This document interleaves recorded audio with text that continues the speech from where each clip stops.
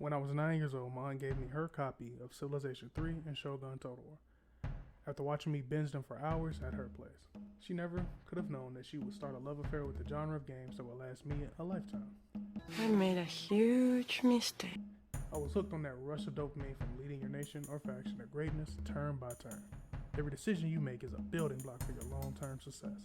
Each immediate tactical choice will set the stage for a greater glory that will culminate later in the playthrough. Peak satisfaction, for me, comes from the plan coming together, and it always starts small. I just need to scout over here to get some information on my neighbor. It'll only take one more turn. Oh, I only need to build an outpost here to secure my influence in this area.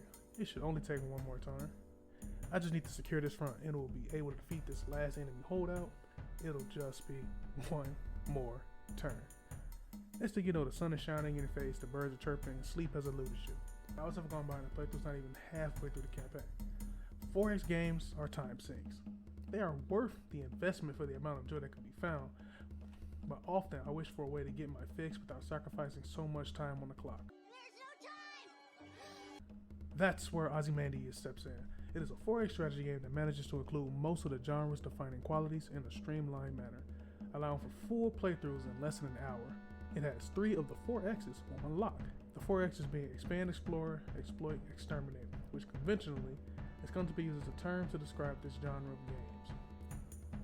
Which is impressive given how simplified Ozymandias systems are designed to be. You start by picking a faction on a series of pre-made maps set during the early Bronze Age of the chosen location. Each faction has different bonuses and debuffs to make them similar to their historical counterparts. Most games start with a frenzied land grab by all factions. The land rush in the early game is fueled by the yield tech that you have at the start. By focusing on the types of land you have the most tech for, you can give yourself an edge. Each tile provides a base amount of resources, which is improved by advancing your exploitation technology in the tech tree. The higher the exploit tier, the more you get from a type of land. Expand your borders and exploit your land for cash, tech, and food. Use the food to get more land and funds to pay for your armies, as well as reducing your resource waste. That is, until the mid-game power spike. See these pips here? They represent power, the 4th resource in the game. Power determines who wins battles. Your armies and navies project power from your borders into your neighbor's territory. The person with the higher power will generate a zone of control signifying who is taking the land if less uncontested. And on the subsequent turn, seize the territory they have a higher power over. The strength of your power tech on a certain terrain, in addition to the boost from events, dictates who will win. The most efficient way to increase its power is to research the power tech for the types of land where you'll be seeing the most combat. The power spike from a few power tech investments can be the difference between being ground into the dust or utter domination. The AI prioritizes power growth towards the mid-game. If you are not careful, you will see your strong defensive armies crushed by your neighbors and your hard-fought gains in enemy hands. The AI does not screw around. Luckily, the game has an amazing tutorial. It is framed as one Gertrude Bell, a notable 18th century explorer and historian on an expedition that is unearthing the factions you are playing in the tutorial. She walks you through the basics of the game's mechanics, breaking down the 4 types of resources and a short scenario for each one and how it functions.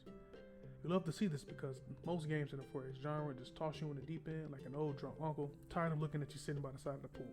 It's sink or swim. Even with the excellent tutorial, the game will challenge you. On higher difficulties, the AI will have massive boosts to their income and power.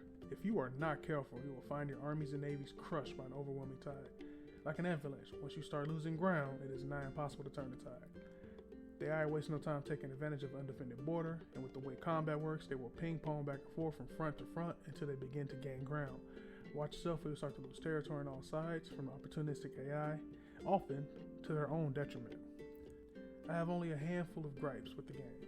There is no way to negotiate with the enemy AI, not even an exchange of goods or tech, or a way to trade for a ceasefire. Don't get me wrong, I'm not looking for anything too fancy or overdone like a Civilization trade screen. It is simply a way to exchange tech or funds for some food or even as payment for a treaty. The lack of diplomacy is something that you notice is missing in the 4X, even in a simplified one like this. Especially with the AI power spike in the mid-game, that would allow the player a reprieve from a faction and focus their forces on one threat before they are overwhelmed. And this will happen. The AI tends to jump leaps and bounds in its power generation at the initial land rush. If you are not careful, your lands will no longer be yours, and given how hard the AI snowballs, you have almost no hope of getting them back. The AI is ruthless in seizing the advantage while your forces are occupied on different fronts. This is solved in multiplayer, but good luck finding a game in a lobby system, and besides, most players play hot seat games with 24-hour turns. That being said, ultimately the game is solid for what it's trying to be. A simplified, quick version of a 4X game, and for that, it does a marvelous job. It challenges you to prioritize the development of your burgeoning nation. Combat can be tedious. Chasing armies from front to front, like the world's most abstract version of Pong, but it more than makes up for it with its myriad of victory conditions and well thought out systems that will keep strategy enthusiasts entertained for session after session.